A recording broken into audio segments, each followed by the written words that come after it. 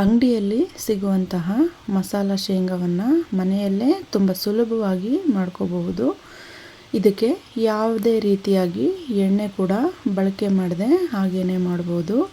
ಸಂಜೆ ಸ್ನ್ಯಾಕ್ಸಿಗಂತೂ ಮಕ್ಕಳಿಗೆ ಹೇಳಿ ಮಾಡಿಸಿದ ತಿಂಡಿ ಅಂತಲೇ ಹೇಳ್ಬೋದು. ಮತ್ತ್ಯಾಕೆ ತಡ ಮಾಡೋದು, ರೆಸಿಪಿನ ನೋಡ್ಕೊಂಬರೋಣ. ಎಲ್ರಿಗೂ ನಮಸ್ಕಾರ, welcome back to my channel. ನಾನು ನಿಮ್ಮ ಶಿಲ್ಪಾ.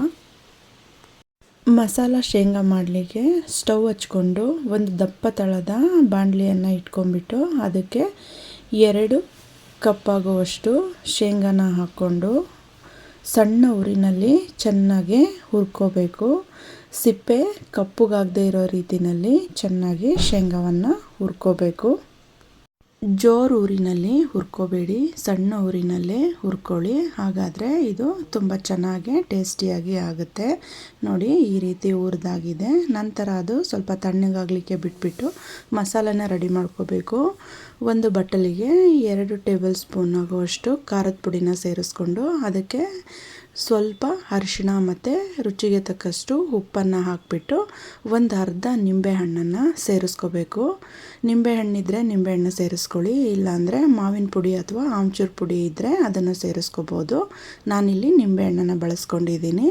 ನಂತರ ಆ ಮಸಾಲೆಗೆ ಸ್ವಲ್ಪ ನೀರನ್ನು ಸೇರಿಸ್ಬಿಟ್ಟು ನೋಡಿ, ಈ ರೀತಿ ಮಸಾಲೆನ ರೆಡಿ ಮಾಡ್ಕೋಬೇಕು. ಚೆನ್ನಾಗಿ ಕಲಿಸ್ಕೊಂಡು ನಂತರ ನಾವೇನು ಶೇಂಗಾನ ಹುರಿದು ಇಟ್ಕೊಂಡಿದ್ವಲ್ಲ ಆ ಶೇಂಗಾನ ಒಂದು ತಟ್ಟೆಗೆ ಹಾಕ್ಕೊಂಬಿಟ್ಟು ಚೆನ್ನಾಗಿ ಅದನ್ನು ಹರಡ್ಕೋಬೇಕು. ನಂತರ ನಾವೇನು ಮಸಾಲೆನ ರೆಡಿ ಮಾಡಿ ಇಟ್ಕೊಂಡಿದ್ವಲ್ಲ ಆ ಮಸಾಲೆನ ಶೇಂಗಾ ಬೀಜಕ್ಕೆ ಸೇರಿಸ್ಬಿಟ್ಟು ಚೆನ್ನಾಗಿ ಮಿಕ್ಸ್ ಮಾಡಬೇಕು. ಎಲ್ಲ ಶೇಂಗಾ ಬೀಜಕ್ಕೂ ಮಸಾಲೆ ಅಂಟ್ಕೊಳ್ಳೋ ಥರ ಸ್ಪೂನಲ್ಲಾಯಿತು ಅಥವಾ ಕೈಯಲ್ಲಾಯಿತು ಈ ರೀತಿ ಚೆನ್ನಾಗಿ ಮಿಕ್ಸ್ ಮಾಡಿ ಎಲ್ಲದಕ್ಕೂ ಶೇಂಗಾ ಬೀಜಕ್ಕೆ ಮಸಾಲೆನ ಹಚ್ಕೋಬೇಕು. ನೋಡಿ, ಈ ರೀತಿ ಎಲ್ಲದಕ್ಕೂ ನೀಟಾಗಿ ಹಚ್ಕೋಬೇಕು. ಹಚ್ಕೊಂಡು ಸ್ವಲ್ಪ ತಣ್ಣಗಾಗೋಕ್ಕೆ ಬಿಡಬೇಕು.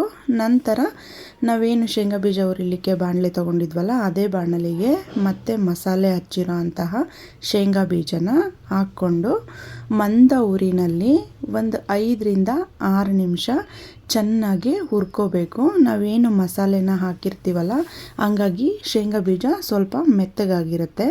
ಅದು ಕ್ರಿಸ್ಪಿನೆಸ್ ಬರಬೇಕು ಅಂತ ಹೇಳ್ಬಿಟ್ಟು ಈ ರೀತಿ ಸ್ವಲ್ಪ ಹೊತ್ತು ಮಸಾಲೆ ಎಲ್ಲ ಡ್ರೈ ಆಗೋ ಥರ ಶೇಂಗಾನ ಹುರ್ಕೊಂಡ್ರೆ ತುಂಬ ರುಚಿಕರವಾದಂತಹ ಮಸಾಲ ಶೇಂಗಾ ರೆಡಿಯಾಗುತ್ತೆ. ನೋಡಿ, ನಾನು ಒಂದು 4 ರಿಂದ 5 ನಿಮಿಷ ಈ ಶೇಂಗಾ ಬೀಜವನ್ನು ಹುರ್ಕೋತಾ ಇದ್ದೀನಿ.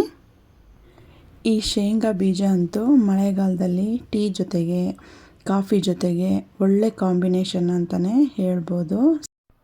ಈ ಥರ ಶೇಂಗಾ ಬೀಜನ ರೆಡಿ ಮಾಡಿ ಒಂದು ಏರ್ ಟೈಟ್ ಕಂಟೈನರಲ್ಲಿ ಹಾಕಿಟ್ರೆ ಮಕ್ಕಳಿಗೆ ಸ್ನ್ಯಾಕ್ಸಿಗೆ ತುಂಬ ದಿನ ಬರುತ್ತೆ. ಅಂಗಡಿಯಿಂದನೇ ತಂದು ಕೊಡಬೇಕು ಅಂತ ಏನಿಲ್ಲ, ಮನೆಯಲ್ಲೇ ಆರೋಗ್ಯಕರವಾಗಿ ಮಕ್ಕಳಿಗೆ ಮಾಡಿಕೊಡ್ಬೋದು.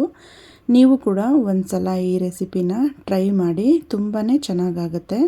ಈ ವಿಡಿಯೋ ಏನಾದರೂ ನಿಮಗೆ ಇಷ್ಟ ಆಗಿದರೆ ಪ್ಲೀಸ್ ನಮ್ಮ ಚಾನಲ್ನ ಸಬ್ಸ್ಕ್ರೈಬ್ ಮಾಡ್ಕೊಳ್ಳಿ, ಒಂದು ಲೈಕ್ ಕೊಡೋದನ್ನು ಮರಿಬೇಡಿ. Thank you for watching.